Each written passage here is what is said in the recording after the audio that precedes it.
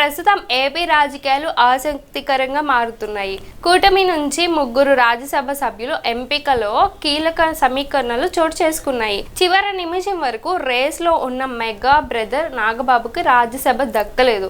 రాష్ట్ర మంత్రివర్గంలో నాగబాబును తీసుకోవాలని చంద్రబాబు నియమించారు. అయితే ఇదే సమయంలో ముఖ్యమంత్రి చంద్రబాబుతో వంగవీటి రాధ భేటీ ఆసక్తికరంగా మారింది. ఈ సమావేశంలో రాధకు చంద్రబాబు కీలక హామీ ఇచ్చినట్లు సమాచారం. అయితే ఏపీలో కూటమి అధికారంలోకి వచ్చి 6 నెలలు అయితే పూర్తయింది. కానీ ఎన్నికల సమయంలో సీట్లను త్యాగం చేసిన వారికి 3 పార్టీలోని అంటే ముఖ్యులకి పదవులపైన హామీలు ఇచ్చారు. ఇప్పటికీ 2 జాబితాలను ప్రకటించారు. 3వ లిస్టు పైన కసరత్తు జరుగుతుంది. ఇటు రాజ్యసభ ఎమ్మెల్సీ పదవులపైన పలువురు ఆశలు పెట్టుకున్నారు. అలాగే 3 రాజ్యసభ స్థానాలకు తాజాగా 3 అభ్యర్థులను ఖరారు చేశారు. చూసుకున్నట్టయితే బీజేపీ నుంచి ఆర్ కృష్ణయ్యకు దక్కగా మిగతా 2 స్థానాలు టీడీపీ నుంచి 2 ఎంపిక చేశారు. అదే విధంగా ఎమ్మెల్సీ సీట్ల పైన కసరత్తు జరుగుతుంది. ఇప్పటికే 4 వైసీపీ ఎమ్మెల్సీలను తమ పదవులకు రాజీనామా చేశారు. వారి రాజీనామాలపైన చైర్మన్ నిర్ణయం తీసుకోవాల్సి అయితే ఉంది. అలాగే ఆమోదం పొందితే కొత్తగా ఇవ్వాల్సిన లిస్టు పైన చంద్రబాబు పవన్ కసరత్తు చేయనున్నారు.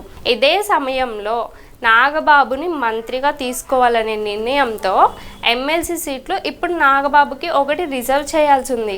కానీ ఇక రాజ్యసభ కోసం చివరి దాకా ప్రయత్నించిన పలువురు టీడీపీ నేతలకు ఎమ్మెల్సీ సీట్లు ఇచ్చి బుజ్జగించేలా కసరత్తు కొనసాగుతుంది. అదేవిధంగా మార్చిలో 4 సీట్లు మండలిలో ఖాళీలున్నాయి. అలాగే చూసుకున్నట్టయితే ఇక వంగవీటి రాధ గురించి అంటే 2019లో ఎన్నికలకి ముందే టీడీపీ నుంచి ఎమ్మెల్సీ సీట్ల పైన హామీ ఉంది. కానీ నాడు వైసీపీ నుంచి టీడీపీలోకి చేరే సమయంలో ఎమ్మెల్సీ ఇస్తామని ఆఫర్ ఇచ్చారు. ఆ ఆఫర్ అంటే దీంతో టీడీపీలో చేరిన రాధ ఆ ఎన్నికల్లో పార్టీ కోసం ప్రచారం చేశారు. చూస్తుంటే పార్టీ అధికారంలోకి రాకపోవడంతో హామీ అమలు కాలేదు. 2024 ఎన్నికలలో కూటమి మద్దతుగా రాధా ప్రచారంలో పాల్గొన్నారు.